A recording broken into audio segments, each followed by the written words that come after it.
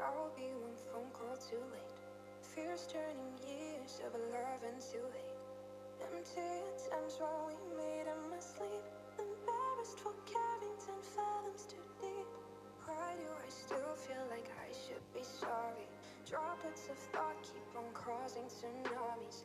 Now I'm a reminder of your locked up past. Overthinking for hope, for loving you too fast. Stars above us laying closely, promising me I will never be lonely. Talking about loving me every tomorrow. Man of your word, but there's nothing to follow. Sometimes I wish I could just call you. Sometimes I wish I could stop falling. Sometimes I wish you could just hold me. Oh, sometimes I wish I could just call you. Sometimes I wish I could stop falling. Sometimes I wish you could just hold me. Right now I wish I never loved you.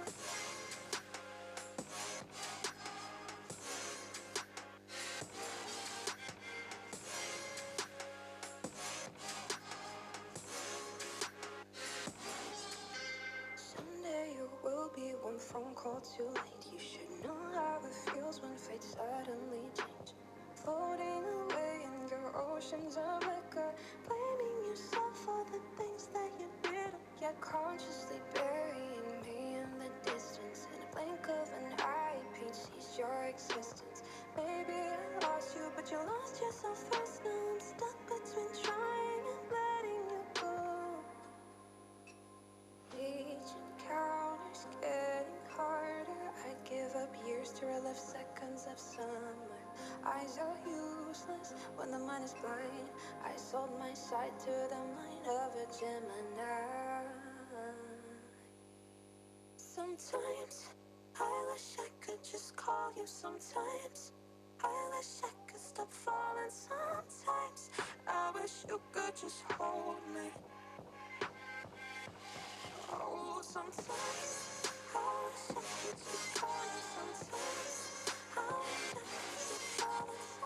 Sometimes I wish you could just hold me. Right now I wish I never loved you.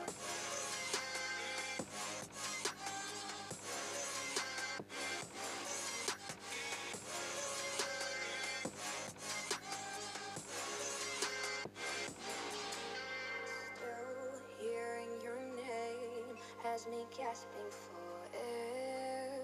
Finding someone who'll stick around is apparently rare. You taught me friendships cause our brains too. Hope you're fulfilled by the things you chose to do, chose to do.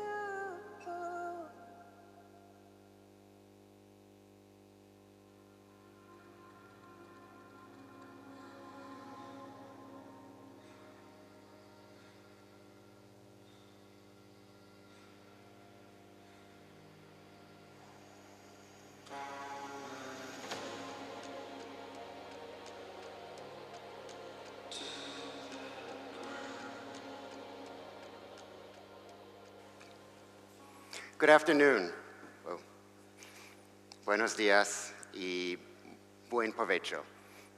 So, welcome to this afternoon lunch session entitled Refocusing on HIV in Europe, Addressing Challenges to Equitable HIV Outcomes for Communities of Greatest Need. I'd like to thank MSD for organizing this session and everyone for joining us for lunch and discussion about these issues. I'll ask you to keep eating, but to please turn off your telephones. You can hold questions to the end.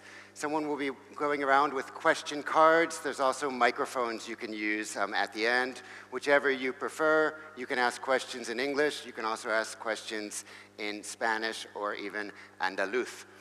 This is our program. My name is Jeff Lazarus. I'm a professor at the Barcelona Institute for Global Health here in Spain, and I'm the co-chair of the HIV Outcomes Initiative across Europe, looking at issues related to health-related quality of life, stigma and discrimination, and comorbidities. Previously, I worked for 11 years at the World Health Organization and at the Global Fund to fight AIDS, tuberculosis, and malaria.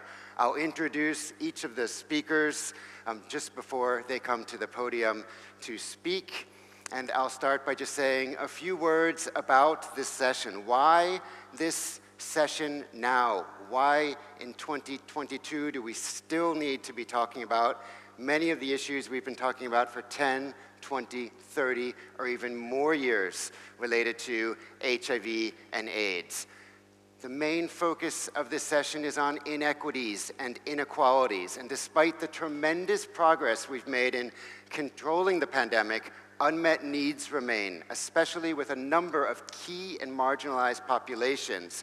For example, migrants in Europe, older people living with HIV, younger people among the men who have sex with men population, migrant female sex workers, male sex workers, many groups. We won't list them all, but we will be discussing the challenges for these specific populations.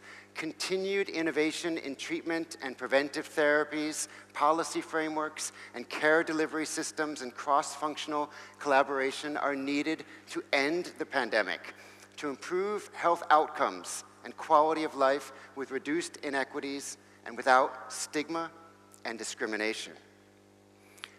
It's been an exciting year. It's been a challenging year with the ongoing COVID-19 pandemic.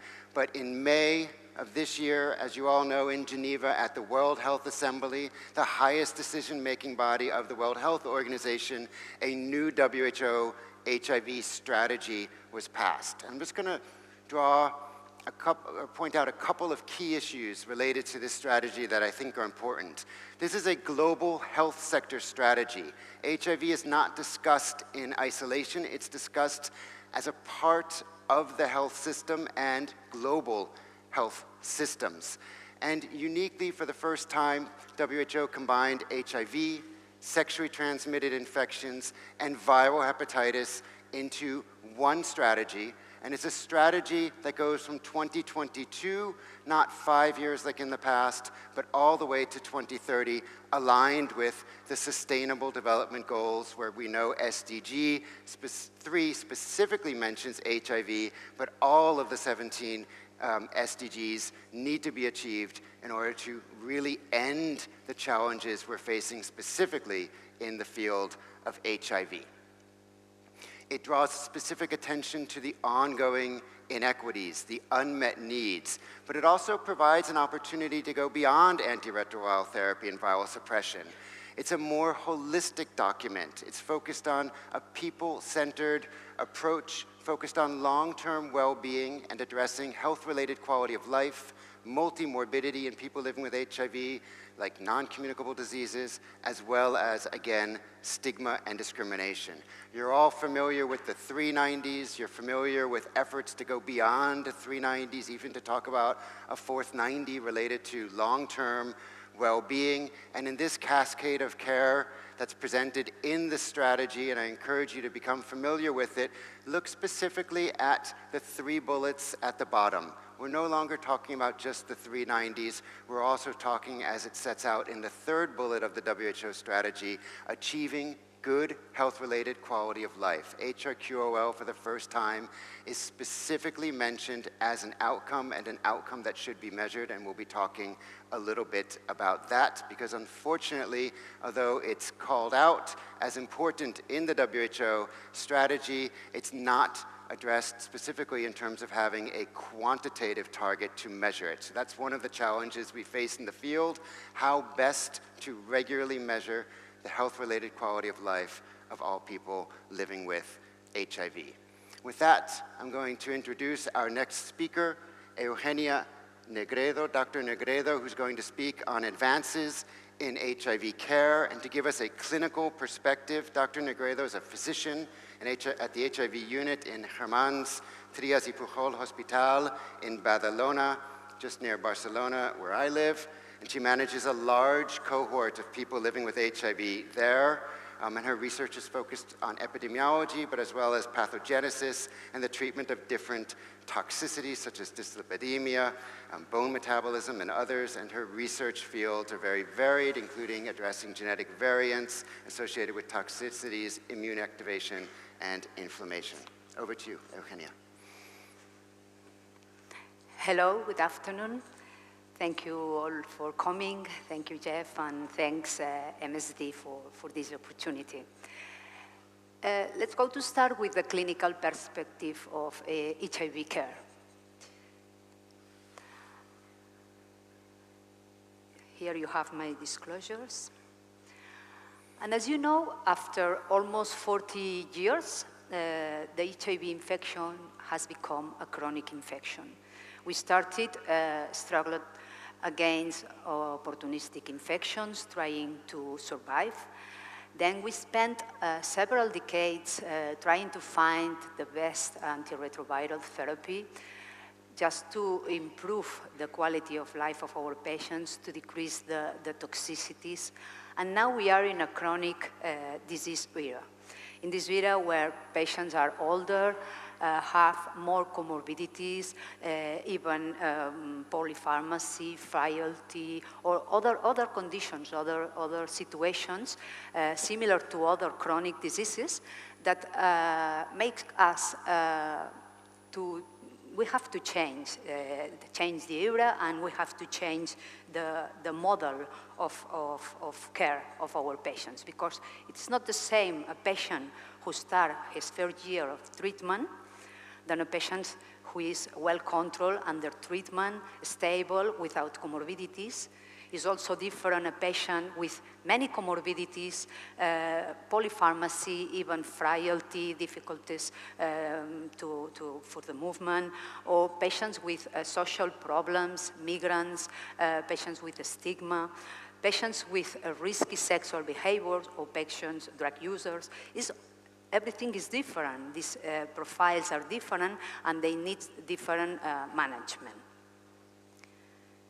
Here in Spain, we have a multidisciplinary national project called National Policy, and whose main objectives is to stratify patients. Stratify according the complexity of these patients, according to different criteria, and classifying them in these profiles that I mentioned before, just to identify the needs of these patients, the unmet needs of these patients, and then the most appropriate management of them. But the question is, what are the needs of our patients? Let me show you the results of our cohort. It's a small cohort. The over 50 cohort in our unit includes patients aged 50 years or over, and case controls matched by gender and age. Around 250 patients and 125 controls. And we include in the assessment not only medical aspects, polypharmacy, comorbidities, etc., but also we are including functional aspects, social aspects, psychological, mental aspects, and geriatric syndromes, etc. Considering all our results, we can see different things. For example, as we expected, the high prevalence of some more comorbidities in these patients, higher than in controls, is the dark bars. We expect these results, but we have to assess also geriatric syndromes that, at least in my center, we didn't know, and in the clinical routinary. For example, geriatric syndromes are also higher than in controls in our patients regarding sleep disorders, regarding falls, regarding hearing deficit, or also in sexual dysfunction. And we have to assess these geriatric syndromes because it's important for the patient. The third point is social aspects. prevalence of people, single people among our patients is higher than in controls, and also people living alone, and this could be a problem in the near future. Also, we have more patients with depression, almost 24% of them, and we have more patients with cognitive complaints. And 4, it's important, the rate of patients, the percentage of patients with polypharmacy, this means 5 or more drugs apart from the antiretroviral therapy, is a high percentage, similar to other cohorts or other European cohorts, and higher than in controls again. And this polypharmacy drives to prescribing errors, that it's very important in our cohort. 25% of our patients are receiving drugs that shouldn't receive. And 50% more or less of our patients are not receiving drugs that should receive, for example, vaccines or vitamin D.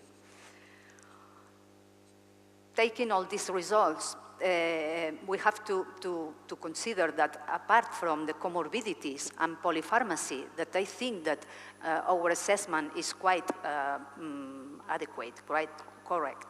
We have to assess also the functional aspects, the social aspects, the mental and psychological aspects, and also geriatric syndromes. And always, always considering and listening to the patient's voice.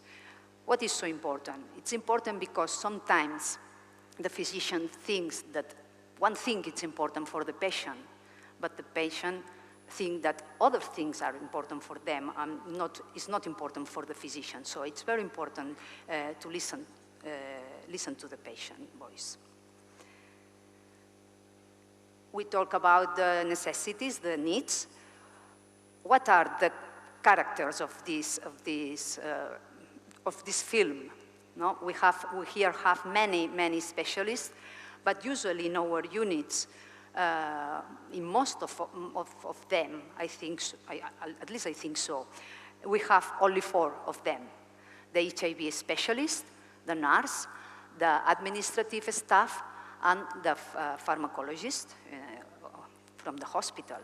But many of these profiles that I mentioned before need other specialists, need a psychologist, for example, people who are depressed, people using drugs, chemsex, people with economical problems, many different problems that we consider that this person could take benefit of a psychologist.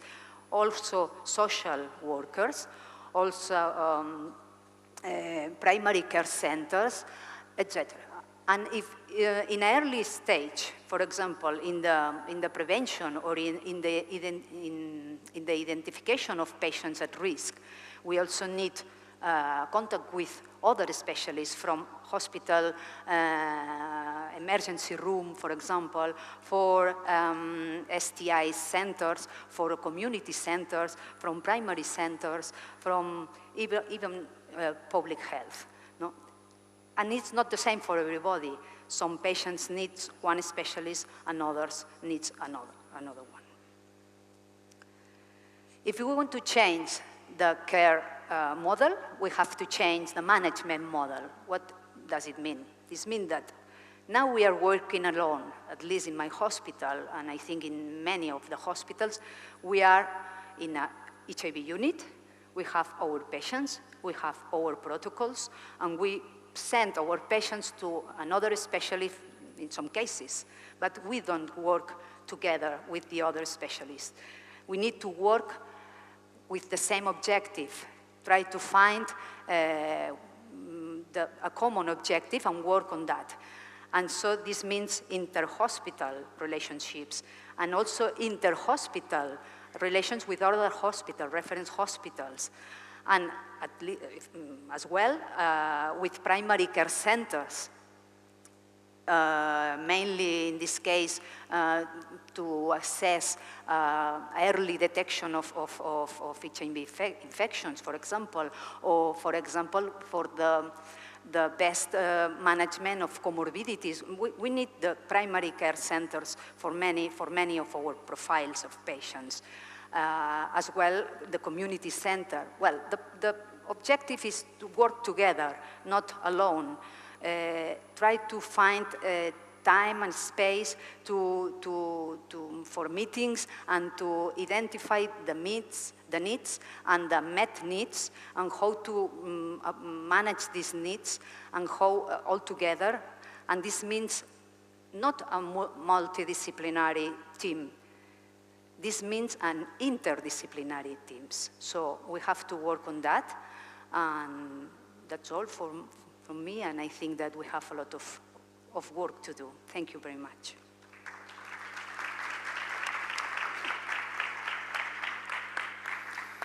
Thank you very much, Eugenia. It's really fascinating to hear about the changes in models of care. And I'll be looking forward to the discussion with everyone because it wasn't that long ago that models of care were focused on the best ways to provide antiretroviral therapy.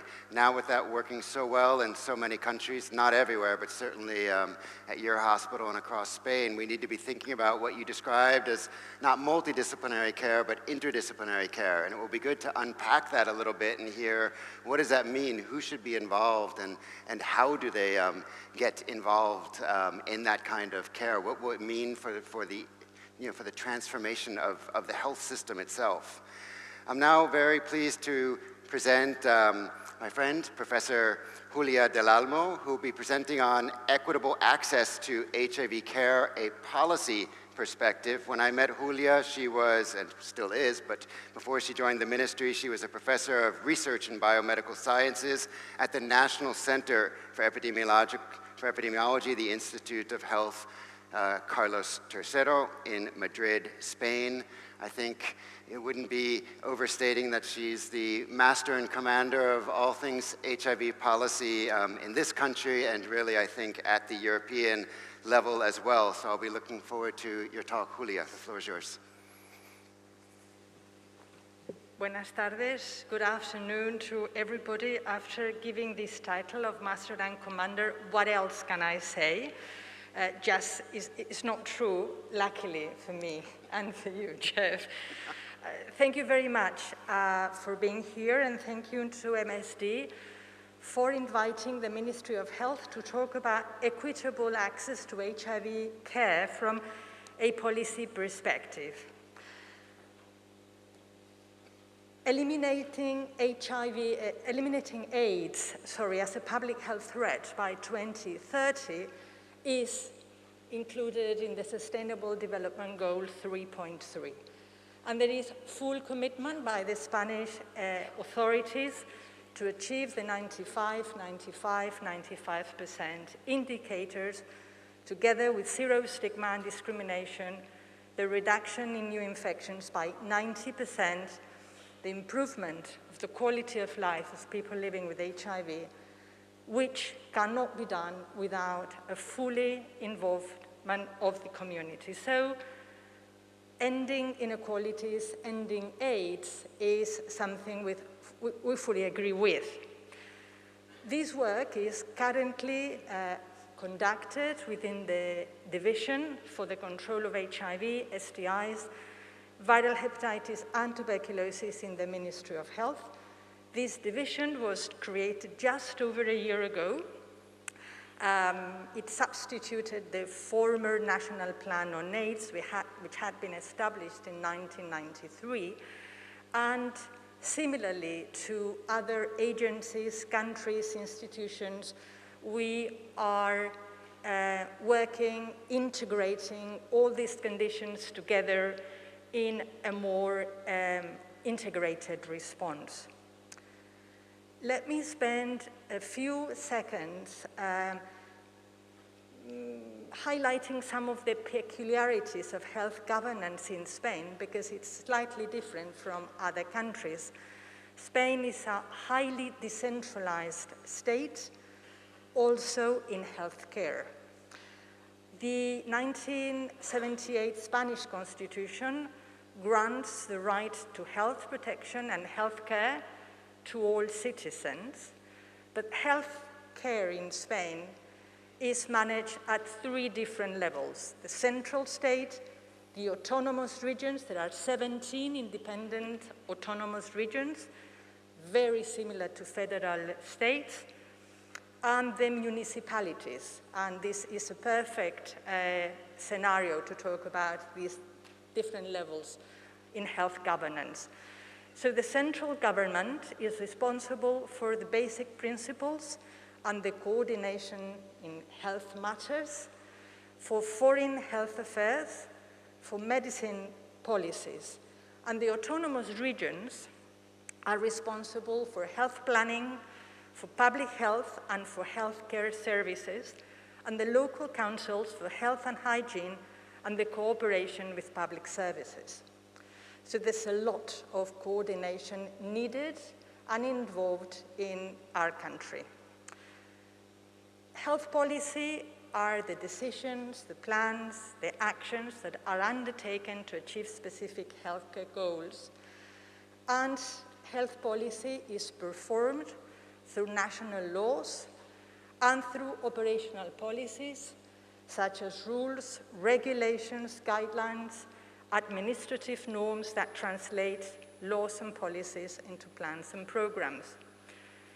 And I want to share with you some policy instruments that have been implemented in Spain since 2018 with the aim to reduce inequity in HIV care. I will list them now, and I will go briefly into detail into one of them. The first is the Royal Decree Law in July 2018 to restore universal health.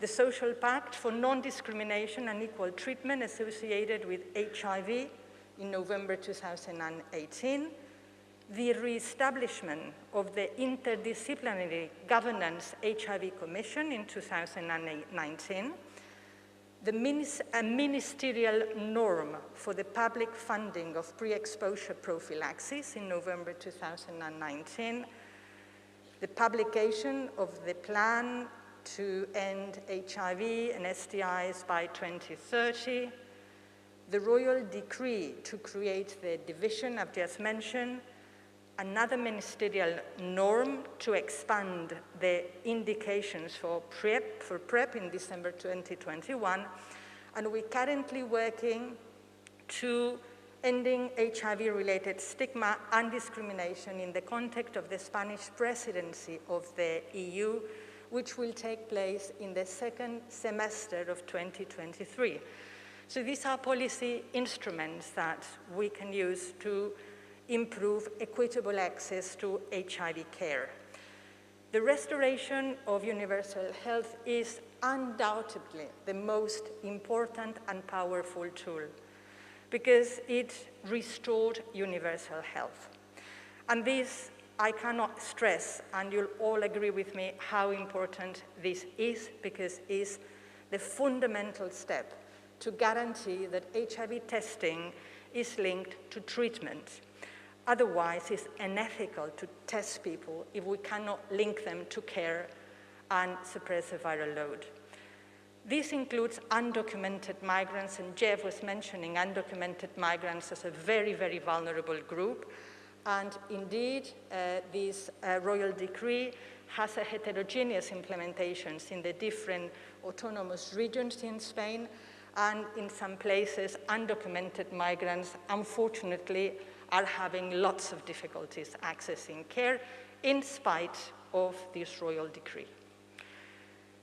The Social Pact for Non-Discrimination and Equal Treatment associated with HIV was approved by the former Minister of Health, María Luisa Carcedo, in November 2018, and it was a long requested demand from civil society. I believe, Diego, from 2011, you were asking for this pact to be implemented, and this is a pact that has been uptaken by the Minister of Health from the civil society to provide a consistent, stable, multi-sectorial and intersectorial response to address the structural discrimination against people living with HIV, as well as other forms of discrimination. The aim of this pact is to eliminate stigma and discrimination towards people with HIV through actions by public administration, by political actors, by the academic and the private sector, in close collaboration with civil society. There's been lots of outputs of this pact, but I want to highlight two of them to you. The first one was the Council of Ministers agreement that just followed the approval of this pact a few days later. And this agreement approved the instructions to update all the calls for exams for civilians and military officials, health professionals, administrative staff that eliminated HIV as a generic disqualifier to access public service. It really didn't make much sense, but HIV still remained as a genetic disqualifier.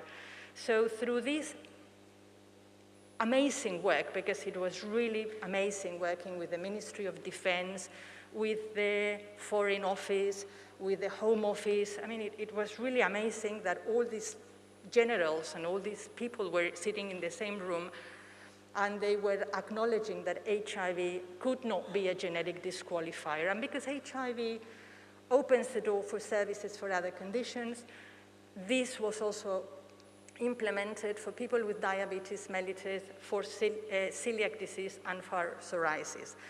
All these public health have been reviewed, and this disqualifier has now been eliminated. Another important step was the agreement of the two interterritorial councils of the states between health and social services that took place in October 2019 to forbid the denial of admission of elderly people with HIV into publicly funding residential homes. We knew from civil society that some residential homes were denying access to people because of the condition of HIV. This is unlawful in Spain. This is illegal in Spain now, so the community has the tool to sue the institution if this takes place.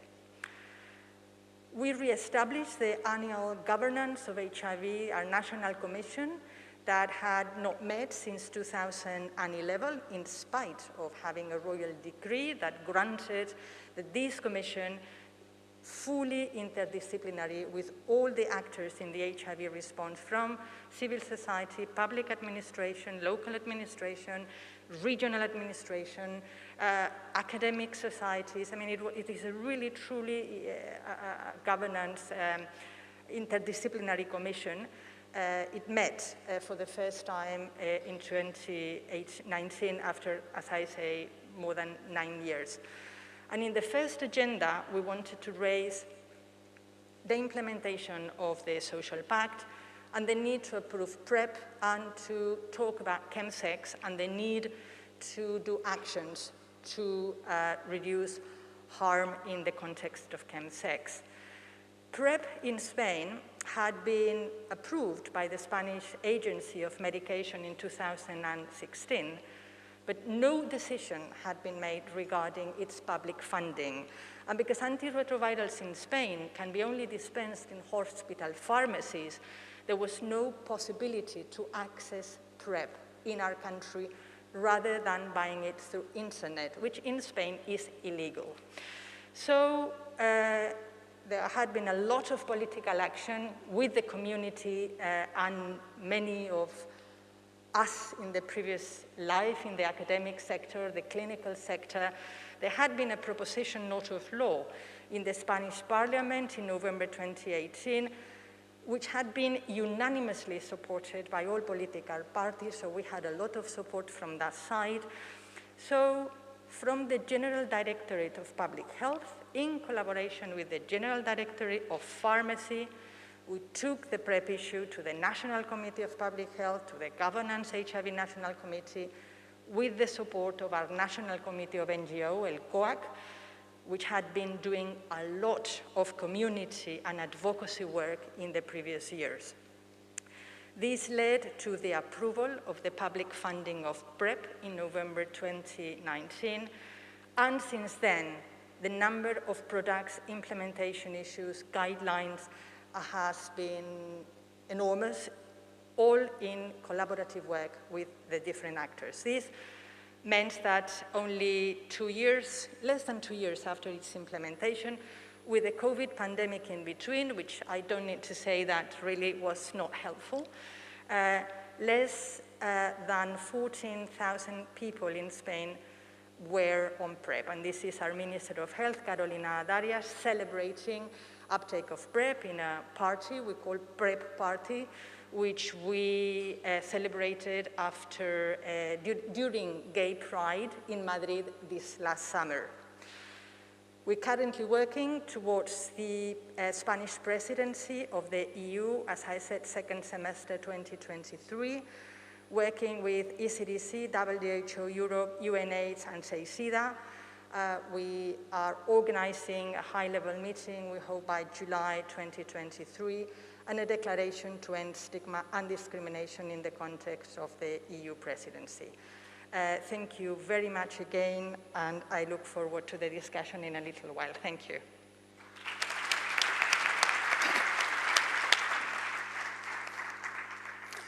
Thank you very much, Julia. I found that incredibly inspiring. I mean, it's really a textbook example of what countries should be doing to implement good HIV policy. So if your country has not achieved what Spain said, you should definitely get a copy of this presentation because it has all the steps of what needs to be done.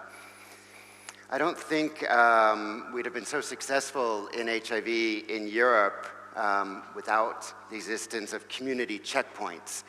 There are checkpoints across the continent in Denmark, in Portugal, in Greece, in France, many more, in Barcelona, and here in Sevilla.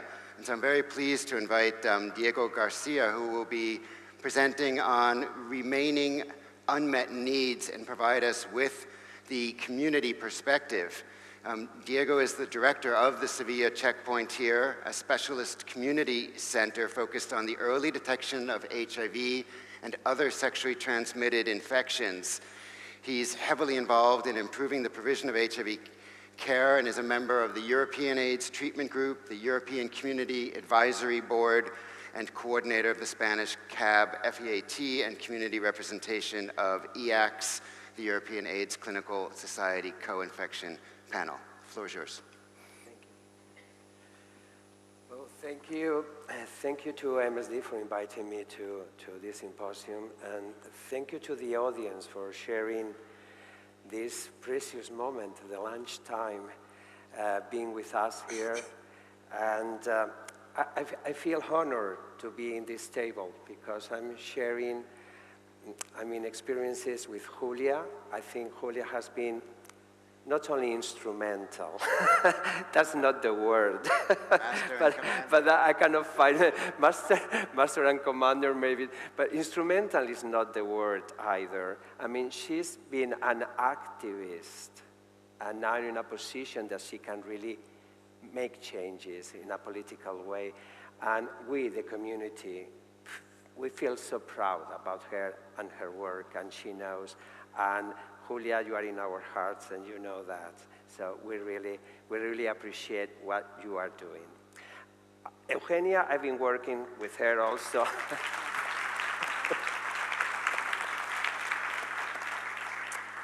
I've been working with Eugenia also in aging and collaborating as community in getting data, because at the end of the day, we need data. And when we need to prove any advance or how things are going, the community is essential because we are the ones, at the end of the day, that we produce those data. So we've been working together, and it's been a pleasure. I know her also for a long time, so I feel really honored to be with her. And Jeffrey, I mean, he's the father of our quality of life, our zero stigma and discrimination. So I mean, a big applause. This is really something to be here with him. And to tell you the truth, I wouldn't like to be giving this speech because that will mean that there is not unmet needs. So that will be absolutely wonderful. But unfortunately, 40 years since, HIV came into our lives, and still we are talking about unmet needs. And there are so many that I have to read them. Because if I don't read them, I may forget some unmet needs. So really, I wish I wouldn't have to be giving, this long speech of things that really need to come. What you are going to see, well, I have no personal disclosures. My organization, NGO, does have funding, public and private. But stigma, discrimination, and criminalization of people living with HIV is still today, unfortunately, present in more aggressive or subtle ways in most countries. Criminalization laws exist in many states within the USA, and punitive laws become a reality as we start moving east towards many Eurasian and African countries. Stigma, discrimination, and criminalization pose big barriers worldwide to achieve the WHO targets for 2030. And this connects on how, as societies, we still perceive and integrate in our policies minorities, migrants, sex work, or sexual health rights. Stigma and criminalization are key factors on why people do not test frequently for HIV and other STIs. The lack of routine testing that we see in our societies in many countries and for many communities is because they feel persecuted. They feel judged, or even at life risk for being gay, for being trans, for being a sex worker, or for being a woman. Those fuel late diagnosis and AIDS cases even in Western countries. In Spain, we have governments who grant people living with HIV rights. And a big step forward has been done during these last few years to negotiate with different ministries, government offices, and civil society the update of old-fashioned directives in several laws, as Julia said, that presented a ban for people living with HIV and resulted in serious discrimination barriers. For example, HIV is no longer an exclusion criteria for joining the military. I mean, this may sound something, but it's really important to quit those bans.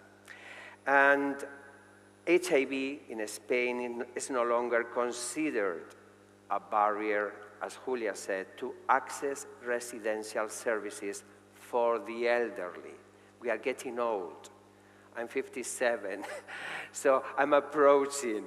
So really, I mean, in how many countries still there is a ban if you are HIV positive to get to a residency? So despite these most celebrated advances, even in Europe, we see year after year largest numbers of new infections. And as the rest of the continent, we do not manage to lower the too high rates of late presentation and diagnosis, and we reach more than 50%.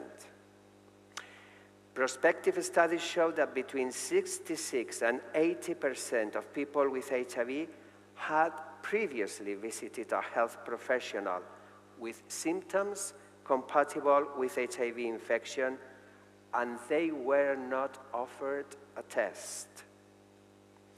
Routine testing, not only of HIV, but of different STIs, should be offered in most healthcare settings, and greater effort should be done to fund accordingly the NGOs and community centers that throughout the country are offering person-centered services, judgment-free environments, and quick diagnosis and treatment with linkage to care populations which find difficult to reach traditional health services, and yet they are at a greater risk of sexually transmitted infections. During the COVID-19 pandemic, when the health system almost collapsed, we continued offering our services face-to-face and also developing home delivery options for those who couldn't reach the centers. During those hard times, and maybe because of those hard times, people had more compulsive sex under the effect of substances, and STIs were managed and treated by us, by the checkpoints, in a moment where the health system was mostly COVID-oriented and little space was left for conditions like STIs. Recently, we all are suffering a new health emergency threat, monkeypox, and although we have offered the checkpoints ourselves to the local health authorities to help beyond raising awareness, no answer was made. And the lack of real collaboration between health authorities and point-of-care clinics, NGOs, and checkpoints is present regarding the providing of PrEP services too. Worldwide, we have celebrated the arrival of new prevention tools, mostly antiretrovirals that, taken appropriately, can prevent HIV infection in all most affected population: MSM, cis women, trans women, and men, also in drug users. Great rates of efficacy with no efficacy limits linked to ethnicity. PrEP opens up a big opportunity to cut down the numbers of new infections. According to WHO, 1.5 million people acquired HIV in 2021, and in Spain, 6 people became infected in 2020 every day, even during the toughest lockdown times due to COVID-19. If we have the tools, why people are acquiring the infection? If we look at the uptake of PrEP in large areas of the world, PrEP still is not available. Where it is available, it is not easy accessible. And where it is available and accessible, then we have stigma. And again, stigma,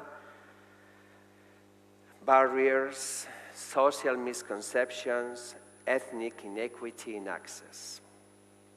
Poverty or health systems that, instead of facilitating the uptake, pose bureaucratic barriers that make difficult for people to access this prevention tool. This rigid scheme to get PrEP makes it very difficult for transgender women, migrants, sex workers to access that prevention tool. I'd like to share also my personal experience that living with HIV for 26 years and aging, I have gone through some life-saving milestones, and obviously we have improved our quality of life through all the clinical outcomes that we have lived during these 40 years. But all these important clinical management and milestones hasn't always come with the biggest steps, improvements in quality of life. In Spain, for example, certain regions are imposing restrictions and building barriers for migrants to have medical care and medications. Most hospitals lack integrated services, as Eugenia said, for chronic diseases. And the hospitals are becoming unfriendly places for an aging population who find extremely difficult to manage appointments with different specialists to treat their comorbidities. And for example, Seville, the province, needs 6,000 nurses to match the European recommendation per habitat. There are certain initiatives that we find in Spain that are moving in the right direction. And as Eugenia said, a stratification of patients goes into this field of making things easier for getting the old population get good services. To finalize, I would like also to bring your attention to where we are and how we can improve our response to commit to the UNAIDS targets for 2030. To reach the new proposed global 95, 95, 95, we still need to redouble our efforts to avoid the worst case scenario of 7.7 million HIV-related deaths over the next 10 years. Increasing HIV infections due to HIV service disruptions during COVID-19 and the slowing public health response to HIV. Remember that HIV continues to be a major global public health issue that has claimed 40.1 million lives so far. In 2021, 650,000 people died from HIV-related causes, and 1.5 million people acquired HIV. We are very far from the target of 2,100 or less infections a year. In the 72nd session of the WHO Regional Committee for Europe held in Tel Aviv on September this year, the regional action plans for ending AIDS and the epidemics of viral hepatitis and sexually transmitted infections agreed on a resolution for a 2022-2030 period. It is urgent to ensure that the needs of the people affected by HIV, viral hepatitis, and STIs, and the needs of key populations at risk of acquiring these diseases are addressed through nationally defined, people-centered, decentralized, gender-responsive, and sustainably financed service delivery. I mean, this is crucial, this is very important, and this is a mandate. So we really need to think that mandates are to be covered. We are all facing difficult and uncertain times. We are entering an era of crisis, war, economical restraints, cut downs in civil rights, and also in migratory rights. We must renew our commitment and redouble efforts to keep on giving steps forward and be prepared to end this and the new to come epidemics. We need to allocate enough funding for life-saving programs and innovative treatments tailored to people's needs. We need to change our healthcare systems, moving towards chronicity and explore partnerships with civil society. We need to ensure access to most effective and convenient preventive tools, making them accessible to everyone who really needs them. It's about time to fight discriminatory attitudes, change criminalization laws, expand knowledge about HIV, and expand knowledge about sexual health. All these recommendations may sound difficult to enforce, but we are well on the way for years now. We have the knowledge, we have the tools, we have the need. So give the funding, have the will, and we will make it real. Thank you.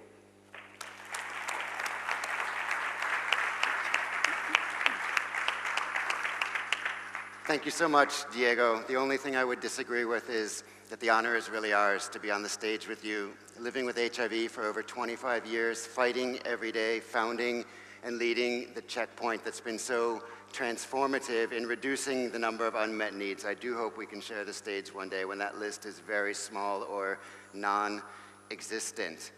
I also agree with you that it would be nice not to be the next speaker and to go straight to the discussion, because I do want to make sure that we can hear from the audience and that you can engage with all of the panelists. But I am going to say a few words on refocusing on HIV in Europe and how we can work together to achieve a common goal. I'll be focusing often on Europe, but really this is a global message. First, giving a think about HIV inequities. Here are my disclosures. So UNAIDS has again set out last year what we mean by inequalities. And they write that inequalities are one of the key reasons why the 2020 global targets were missed. The inequalities that underpin stigma, that underpin discrimination, and HIV-related criminalization, as you mentioned, still prevalent in so many places. They enhance people's vulnerability to acquire HIV and make people living with HIV more likely to die of AIDS-related illnesses. So the strategic priorities really need to be centered on comprehensive, people-centered HIV services. Again, something you mentioned, and also Eugenia, that we'll be coming back to. What does it mean to make models of care people-centered? The International AIDS Society is going to be working on this issue. They've been developing it. They have a special issue of their journal coming where it's going to be looked at in a whole range of aspects so we can really start to transform our models of care to go beyond viral suppression. We need to remove societal and legal impediments to ensure an effective HIV response. We already heard the changes that have been made in Spain. When I first came to Spain, 5-6 years ago, there were still laws on the books about entering the military, the police, if you were living with HIV, and those have been changed. There are still laws on the books around the world, including in Europe, that prohibit and limit people living with HIV from getting the jobs they'd like, from getting the health insurance and other mortgage insurance and so on that they need. And to do that, we need robust and resilient health systems. We saw what happened during the COVID-19 pandemic here in Spain, across Europe, and in so many other countries as our health systems collapsed under the weight, and particularly our infectious disease clinics and departments, which were turning people away and encouraging them not to come in person, to get tested, to get linked to care, to get their treatment, because the health system wasn't resilient enough to handle the pandemic. And we need to make sure that we get back on track now, because we've had a huge setback over the last two and a half years. You already mentioned the move from the 390s to the 95, so I won't go through all of them on the screen, but we do have a series of targets in the UNAIDS and WHO strategies related to getting under 10% in a range of areas, including on stigma and discrimination, and over 95% there on what we were formerly calling the 390s. We have a lot of data. We know what's going on in 2022. We've well documented the unmet needs. Now is the time to overcome them.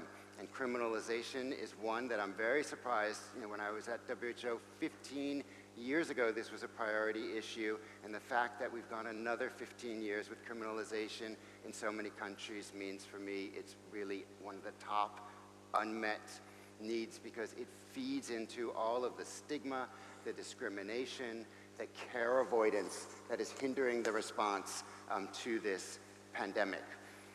The UNAIDS and WHO strategies have a series of projections. They have strong modeling about where we're going and what's going to happen if we don't implement the tried and tested evidence-based measures that they set out, but what will happen if we do, and how we can actually, by 2030, achieve the end of AIDS. We have the tools, we have the knowledge. In many countries, we have the policies. Now we need to make sure we have the will, and as you also mentioned, the financing everywhere to do that. Stigma and discrimination go hand in hand. They're often mentioned together, but we do need to unpack them a little bit and understand how this is very circular. Discrimination, like the law prohibiting people living with HIV to enter the military. Thank you. Very loud.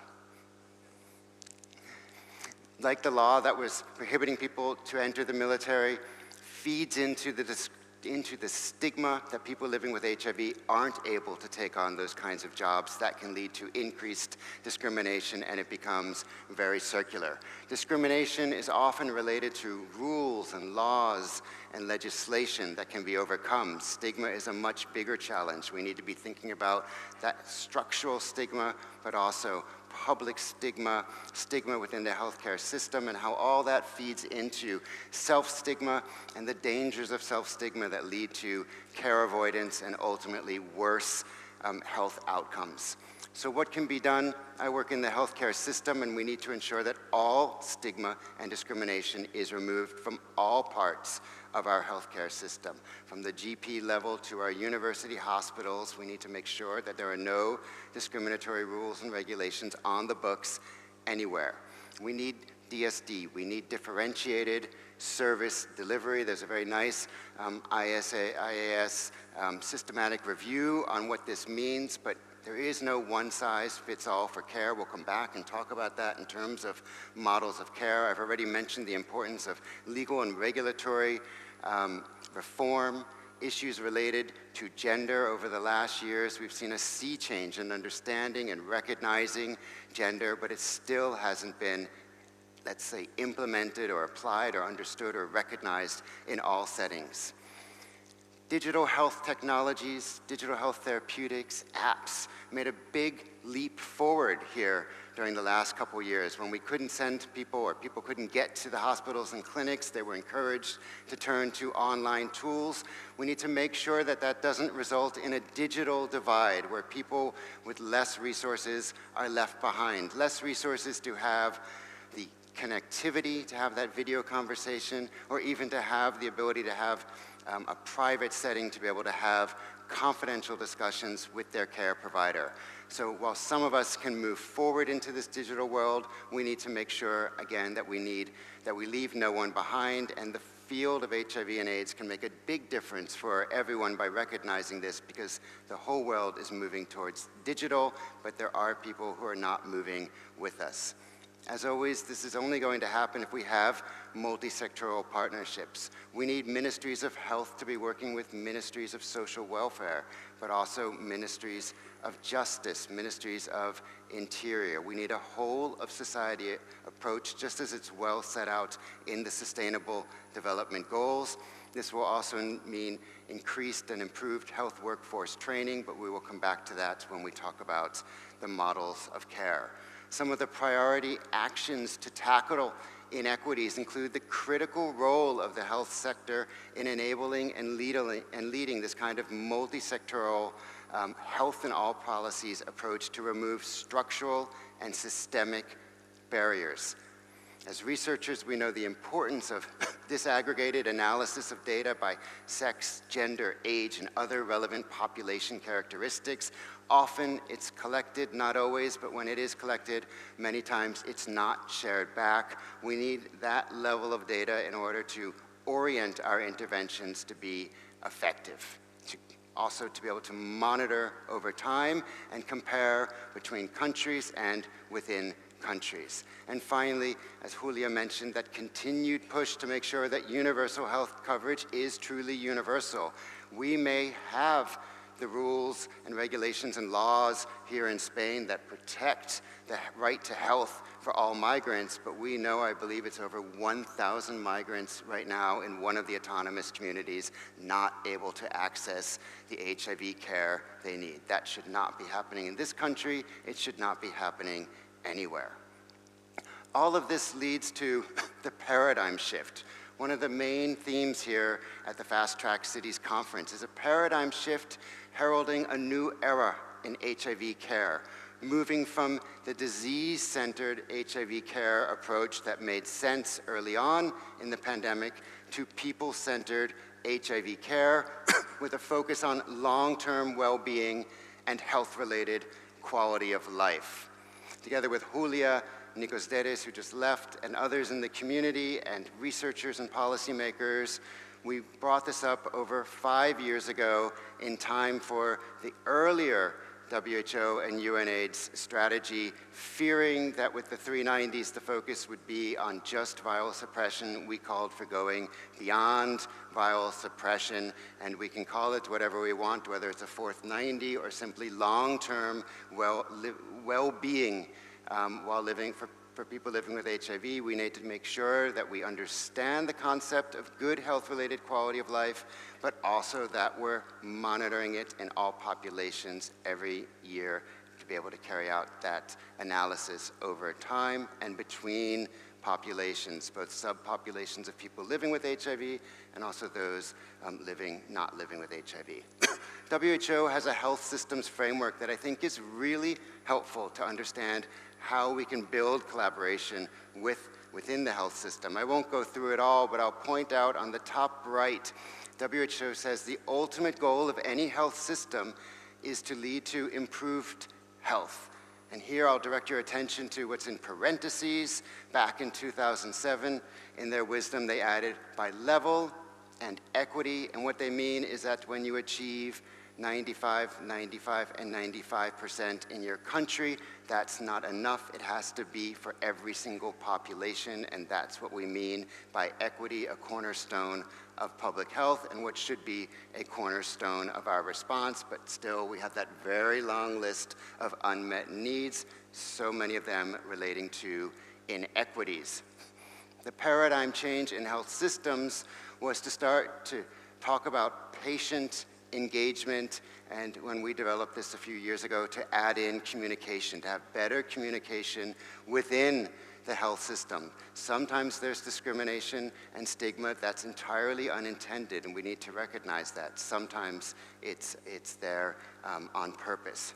From that transformation to engaging with patients, to communicating better within the health system, WHO presented the 6 building blocks I showed earlier as a people-centered health system, always keeping people, not just patients, but everyone in the center of the health system, and the lines between the different building blocks showing the dynamic interaction between the different parts of a health system that need to be much better coordinated, and that starts with better communication. I'll go through this rather quickly, but there are things we can be asking of the health system. If we have a national strategy or plan, where affected communities, including people living with HIV, involved in developing them, involved in monitoring them? Do we have a workforce that's fit for purpose? Do we have the budget to do what is set out in our strategies and action plans, and the capacity to monitor? This is so important, and when you look at the UNGAS reporting and other reporting to the multilateral agencies, we see many countries not reporting or unable to report on all indicators, or simply falsely reporting, which is why there's a system of shadow reporting so that the community can engage in feeding back what's really happening on the ground. Are the strategies engaging all affected populations, or do they just look good on paper, but in effect, they're not reaching the people who really need to be reached? And finally, is the data easy to understand? As an epidemiologist, I still get challenged reading some of the available data. We need to make sure the data is easier to acquire, and certainly very easy, but comprehensive when it's shared with us. We know marginalized groups are at a higher risk of vulnerability. So I won't go through all of the details of the Nobody Left Outside health systems checklist, but this was an effort to co-create with a range of marginalized populations across Europe through a coalition effort in which the health risks are identified, the barriers to care are identified, and the outcomes, the low service uptake. What happens when we have these barriers, and what are the concrete health outcomes? Increased morbidity, increased mortality, excess care costs, public health threats, and a risk to achieving the Sustainable Development Goals, not just Goal 3, focusing on health, but all of the goals. So marginalized, underserved groups will often say that they're not so hard to reach, it's the system that's hard to reach, and that's why the innovation of having checkpoints has been so transformative. It listened to the population and it develops services that work for that population and that are easy to access. Think of that image Diego showed of the prep point in Barcelona. It's not far from my office. It looks like a storefront. It's at street level, and you can just drop in and get answered the questions you pose by your peers and get the care you need, but then also linked up with Eugenia's hospital and other hospitals to be able to monitor and get more specialized care if that's needed. I won't go too in detail on the service model since we'll be discussing that, and Eugenia already mentioned it, but people-centered means adapted to users' multifaceted but also evolving and changing needs. They need to be integrated. That may be co-location. Co-location may not be feasible. That may be through video. That may not be feasible. But then we need to have good linkage through a strong referral system and ideally with peer support as a part of that. They need to be adapted for accessibility, no stigma and discrimination, suitably financed, led, and governed. This is the group of organizations from across Europe that worked on that checklist to improve healthcare access for marginalized, underserved populations. This can be applied to HIV care or really any other kind of service by taking a look at the checklist and asking key questions, starting with, were community representatives involved in the design of the service? Are health and social care needs of the community being considered? We cannot address health without addressing the social aspects, and we know that WHO defined all the way back in 1946, but adopted in their 1948 Constitution, health is not merely the absence of disease or infirmity, but also a complete state of physical, mental, and social well-being, and I think we're failing on the social and mental well-being for people living with HIV around the world.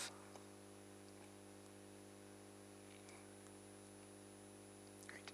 So as I start to conclude, I want to think about the convergences: integrated care, health system strengthening, patient, or what we're now calling people or person-centered care. When a patient comes into the hospital, when they're lucky enough to come into a well-functioning hospital, when they're lucky enough to have all of their comorbidities being tested and assessed and diagnosed, when they're being asked about their symptoms and their concerns, which is often not done in the clinical encounter, they may still find that it's not enough. All of this information being relayed to them.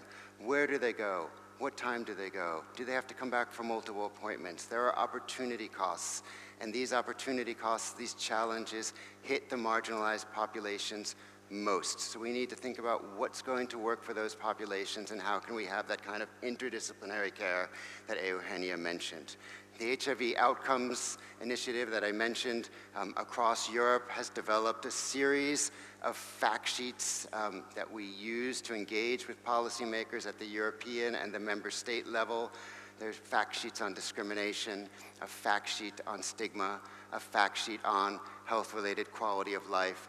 And all of those discussions led us, again, together with Julia and people and experts from around the world to develop a global consensus on advancing the long-term well-being of people living with HIV. This came out a full year before the new global health sector strategy from WHO, in which it tried to set a focus on 5 key aspects that had been regularly overlooked, not by everyone, not in every setting, not by every clinician, but in broad strokes, the monitoring and reporting of comorbidities is not being done enough.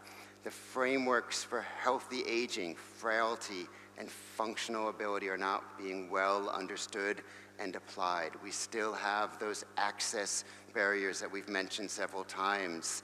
We are not collecting and documenting health-related quality of life. There are isolated studies and good examples from Australia, from Sweden, from the United Kingdom, but in most countries, almost all countries, this is not regularly collected, and we don't have agreement on what tools are best to do that on a regular basis. 4 of the key areas then, as I start to conclude, where action is needed to improve HRQOL, the comorbidities, the aging, the measuring or monitoring with people or patient-reported outcomes, and combating stigma and discrimination. We need to integrate patient-reported outcomes and patient-reported experience measures into clinical practice. These can't be one-offs. They can't just be a part of our research activities. They need to be a regular part of the clinical encounter. We need the people-centered integrated health service delivery models that we'll talk about, leaving no one behind in terms of access to digital health technologies, and recognizing the importance of social determinants of health and inequity, stigma and discrimination, mental health, disability, and life rehabilitation. These recommendations are to focus on stigma and discrimination, to tackle HIV inequities, to promote the transition of health systems into integrated health services, to integrate PROMs and PREMs, and to develop a monitoring and evaluation framework. So in conclusion, it's October 2022. It's surprising how many unmet needs there are. It's surprising thinking back almost 20 years ago to the UN's Declaration of Commitment that so many populations called out then as key populations are still being left behind. As Diego mentioned, we now have an aging population. That's the good news. Are they getting the care they always need? I think that's some of the bad news. So we need to be considering how the system, how the care needs to transform to address NCD's mental health, social well-being, stigma, and discrimination. And again, I just draw your attention on the right to the new WHO continuum of care that specifically calls out the importance of the outcome of HRQOL, and now we need to discuss how to measure it and how to ensure the long-term well-being of all people living with HIV. Thank you.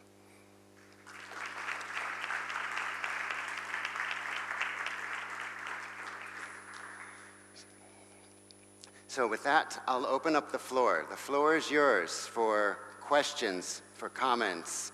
I can see our colleague walking around picking up some written questions, but there is a mic here, and you are very welcome to come and comment, share an experience, or ask any of us anything that we will do our best to answer.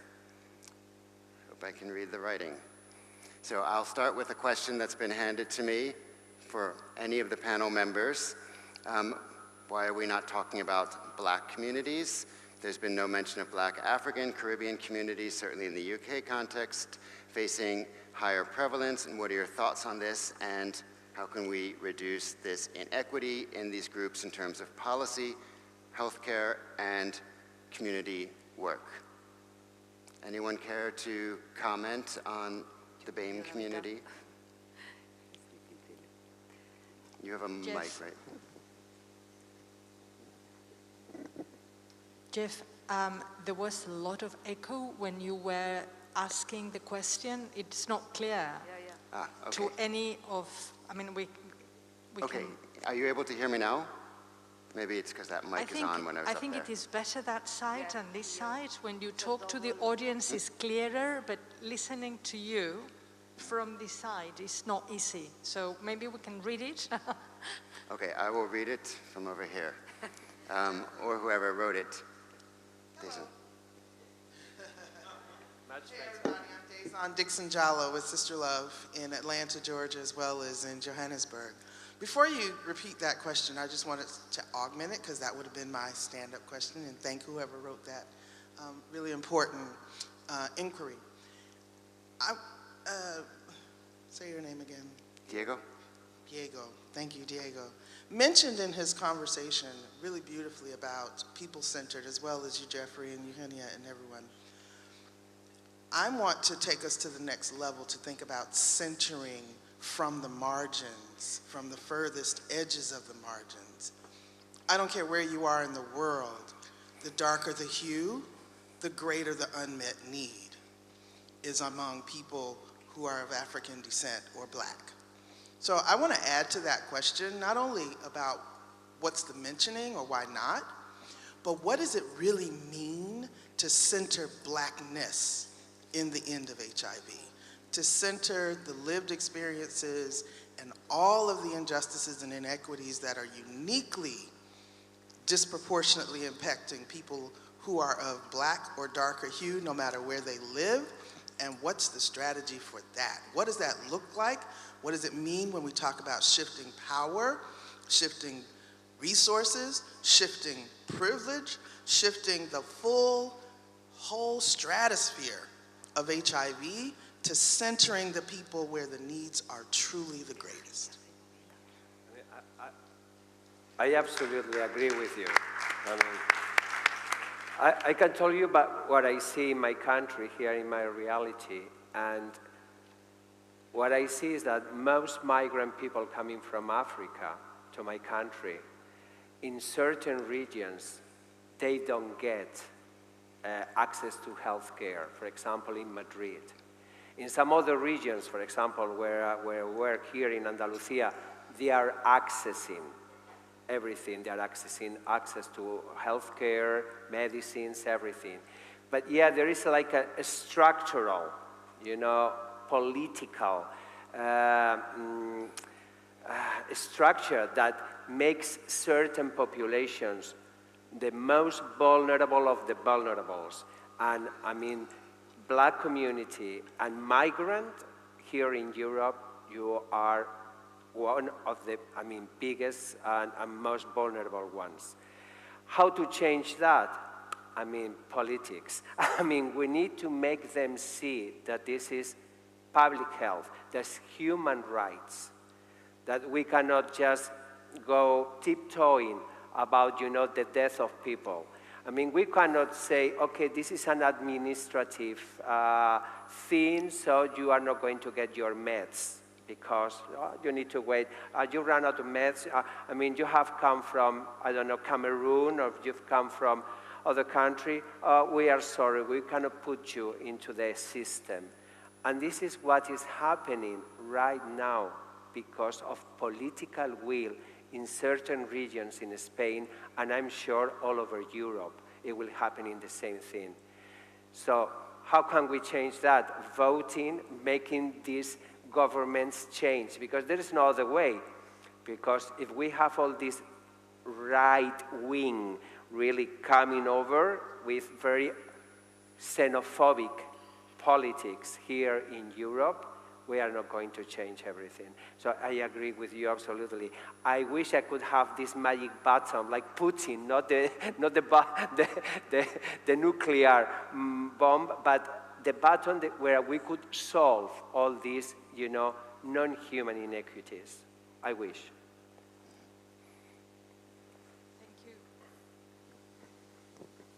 Thank you, Jeff. The question by Int'l, a colleague from BHA for Equity in Manchester, relates to the previous comment by our previous colleague.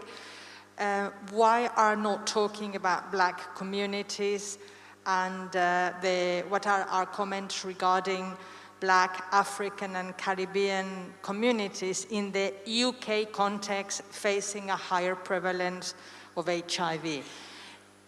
We haven't addressed all contexts because it was very difficult to do it in such a short time. So we have concentrated in our issues in Spain. Definitely, black communities in Spain regarding HIV do not have the impact in numbers that they have in the UK. I worked in the UK for many years, so I understand a very, very different epidemiological context. I can only echo Diego's comments regarding the need to choose the right politicians by voting, to have the needed public health regulations.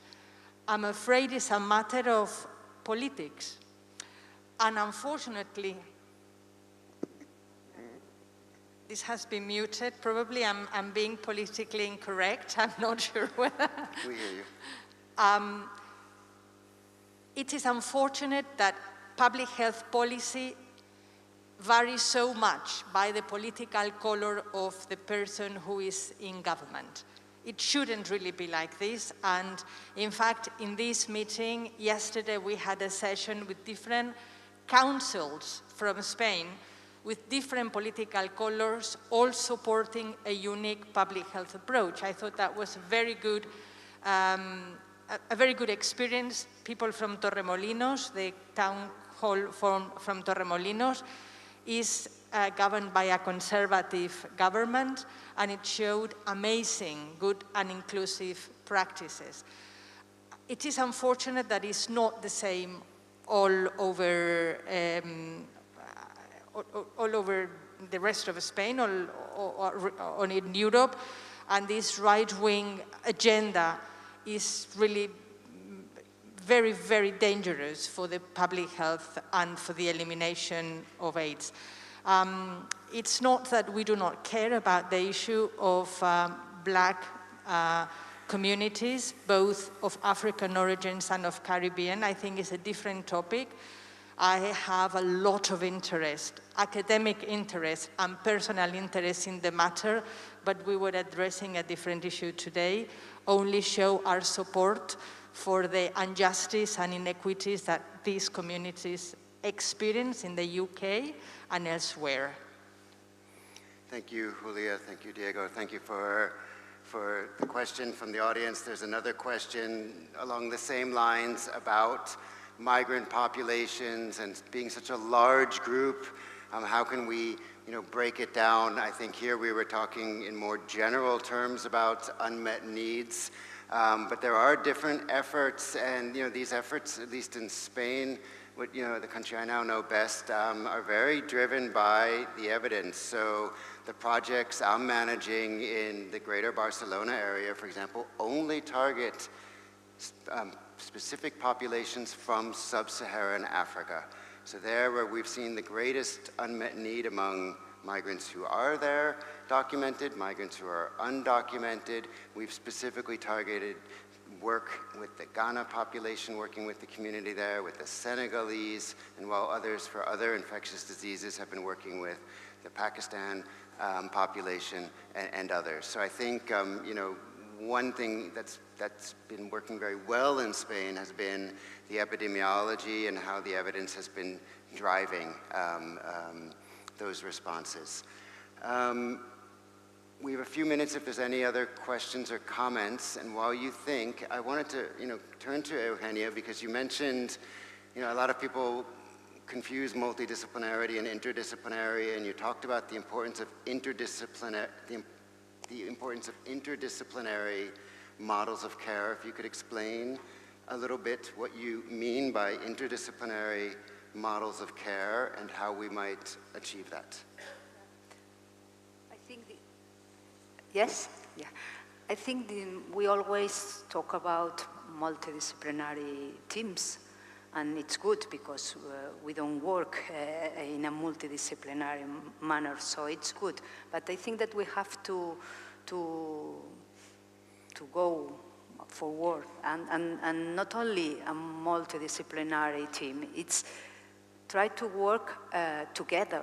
Not I have a problem, I send to the specialist. This is could be a multidisciplinary team, but we have to work with more meetings, as I said, trying to find the problem, to identify the problem, and try with this problem, try to identify the people who should be involved, and try to create groups, teams to work all together. No, it's not only the physician, the HIV physician, the psychologist, everybody working alone. Try to work with a common objective that we have to define all together.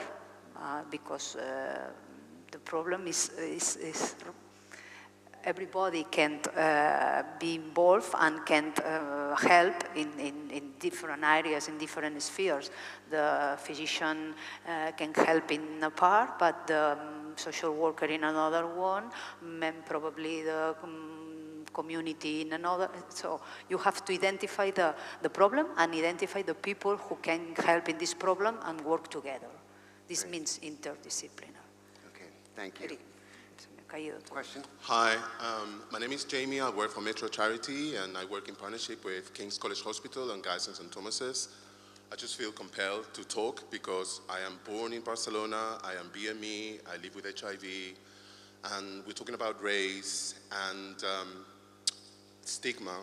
So I think stigma is directly linked to homophobia and racism. There is such a thing as structural and institutionalized racism that pervades pretty much everything, including the NHS. I work with beautiful teams. They are embracing. I take part in multidisciplinary meetings as a peer mentor, which is my role. And I think we cannot talk about all of this without addressing racism as such. Is employment, is housing, is health. It stops people from donating organs, from donating blood for those of their own ethnicity with sickle cell. So that's my personal experience as a Spanish person, as a person living in the UK, and race. It's about race from my perspective, and tackling racism that stops people from even engaging with the clinics, with the treatment that can preserve their health. So that's my Thank you for sharing that. I mean, I see everyone on the panel nodding, and I don't think there's any disagreements about the importance of recognizing race and addressing race. And I guess, at least for me, when I'm talking about the migrant populations, I mean, right now, the undocumented migrants who are not getting their treatment, I see as one of the most extreme forms of racism. People being denied the ability to get their care here in Spain. But we know that the intersectionality means that there will be an overlap of challenges related to stigma and discrimination in every population. So there'll be race issues, there'll be gender issues. Some are men who have sex with men, some are people who inject drugs, some both. And so that's why when we're trying, at least from my side, in data analysis and data collection, data analysis, to understand what those challenges are and to work with the community to ask, were you engaged in developing those services? And if the answer of that long checklist starts with no, you can guess that the rest of the checklist, there might be areas that they're by chance doing well, but then it's left to chance, and we need to go back and look at how can we rebuild a health system that's fit for purpose and meeting the needs of the community, regardless of where they're from, their color, or how they acquired HIV, or any of their lifestyle activities. So thank you. Thank you. Thank you. I want to thank you. I want to thank you for raising that very important issue of racism in Spain, which goes beyond the issue of migration, as you know. Bring the Roma people. They've been in Spain for the last 600 years. They experience still huge gaps to access health, and this is due to racism as well. So racism goes beyond the migration issue. We had 10 minutes to cover all of this, so it's wonderful that the audience picks up on things we haven't mentioned, and racism is definitely one of the major drivers of inequity in the world and in this country too. So thank you very much for putting a word into it. And thank you for the brilliant work that you're doing. I'm looking forward to checking out the checkpoint in Barcelona. Thank you. So I'm conscious of the time. I'd like to thank everyone who took your lunch break here with us, but I'd like to thank the speakers. Thank you so much, Julia, Eugenia, Diego, for providing such different perspectives on this panel. Thank you to the audience for engaging. Thank you to the team at MSD for being able to shine a spotlight on unmet needs and how we need to reduce inequities, however they rear their ugly head. So thank you, have a good break, and see you at the next session. Thank you.